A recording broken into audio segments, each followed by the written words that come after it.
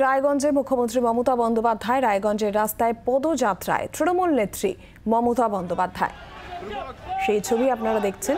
রায়গঞ্জে মমতা বন্দ্যোপাধ্যায় পদযাত্রায় সামিল হন তৃণমূল সুপ্রিমো।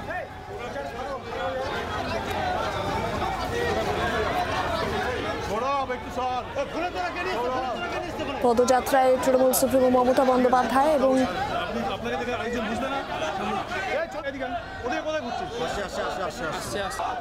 চারপাশে উৎসাহী মানুষ। রায়গঞ্জে পদযাত্রায় সামিল হন তৃণমূল সুপ্রিমো।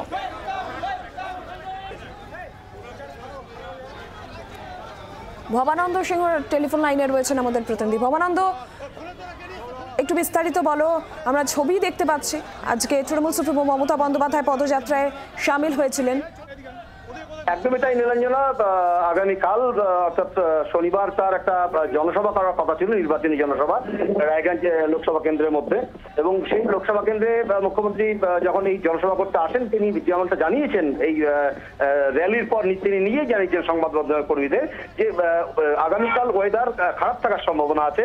তাই জন্য মুখ্যমন্ত্রী সরাসরি তিনি আজকেই চলে এসেছেন রায়গঞ্জে, এবং রায়গঞ্জে এসে তিনি একটি স্থানীয় হোটেলে আছেন এবং সেখান থেকে যেহেতু সময় আছে তার হাতে, তিনি এই সুযোগে কিন্তু জনসংযোগ করতে ছাড়েননি।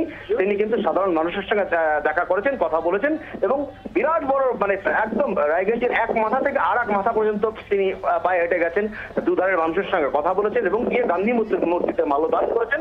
সেখান থেকে তিনি আবার গাড়ি করে যে হোটেলে তিনি আছেন সেই হোটেলে তিনি ফিরে এসেছেন। সব মিলিয়ে কিন্তু আচমকা মুখ্যমন্ত্রীর পদযাত্রায় কিন্তু রায়গঞ্জের নাগরিকরা যথেষ্ট উৎসাহিত বলে আমরা দেখতে পেয়েছি। নীলাঞ্জনা, ধন্যবাদ ভবানন্দ।